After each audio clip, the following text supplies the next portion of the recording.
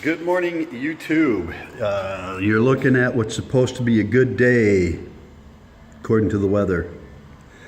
Well, doesn't look too promising. Steve here, Northeastern Collections, coming to you from my shop here, my 9 to 5, my ball and chain. The reason I can't bid on the storage unit over in Albany, New York. So what I'm going to do is I've done this video probably 6 or 7 times, and it either gets way too long or I screw up or whatever, and I can't really edit it out. Even if I knew how to edit the screw ups, you couldn't really edit it out and make it look good. So that being said, because now I'm starting to do the nasty habit of going back and watching what I've done. I'm gonna just not even gonna take you to the laptop and show you.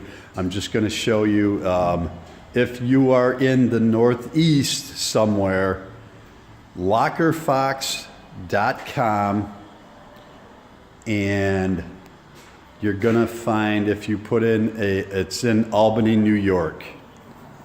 So if you're anywhere within the vicinity of Albany, New York, I'm in Pittsfield, Mass. I put in 01201 for the zip code, and I put things within 100 miles, because that gives you the 50s and the 60s.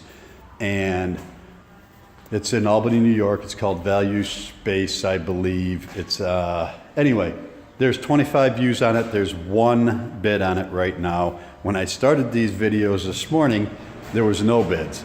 So it starts out at 20. There's a lot of good stuff in it. I quadrupled my money in my mind already looking at it. So and there's not that much competition. They just did a 10-day auction on 20 lockers and got no bids on any of them. Now, in defense of Locker Fox, well, here's one of the things though, is there was only about 5 bids on each, or 5 views on each one. And you have to get into it before you get a view counted. And then once you get in there, you find out, wow, all 20 lockers were magazines, loaded. They were 10 by 30 lockers. So why would lockers have magazines? And I can guarantee you they're all back issues. So one of the reasons that happens is there's companies over here, like I used to own Berkshire Auto Guide, which was a used car newspaper. I put out 10,000 copies every other week. So 5,000 of those copies would go into a storage unit over in New York, and Hannaford markets and Price Chopper markets over there, they would charge you the privilege of putting your magazine in their, place. So you would pay them so much a month, and you'd have to pay this storage unit facility owner so much. And then the delivery person would go over there, pick up what he was allowed to take. It was usually like 2,500 or 3,000 of the 5. And then he'd distribute them to Hannaford's and Price Shoppers. I would go in and take the rest and distribute it to the rest of New York.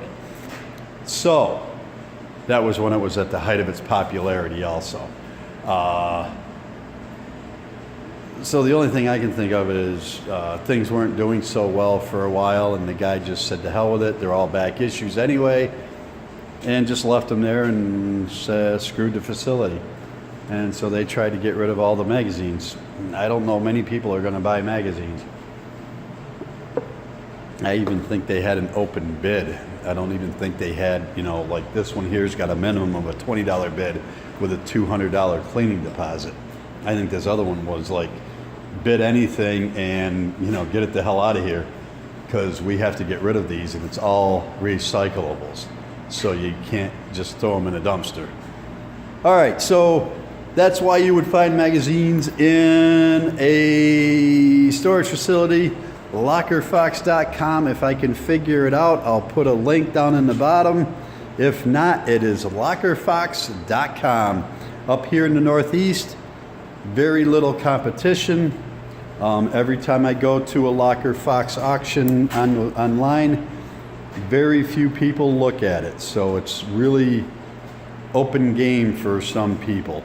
So that being said, I am really groggy. I am really tired. So I'm going to let you guys go, and I got to do something to stay awake. Thanks for tuning in. Thanks for smash that like button, and hope to see you soon. Thanks. Bye.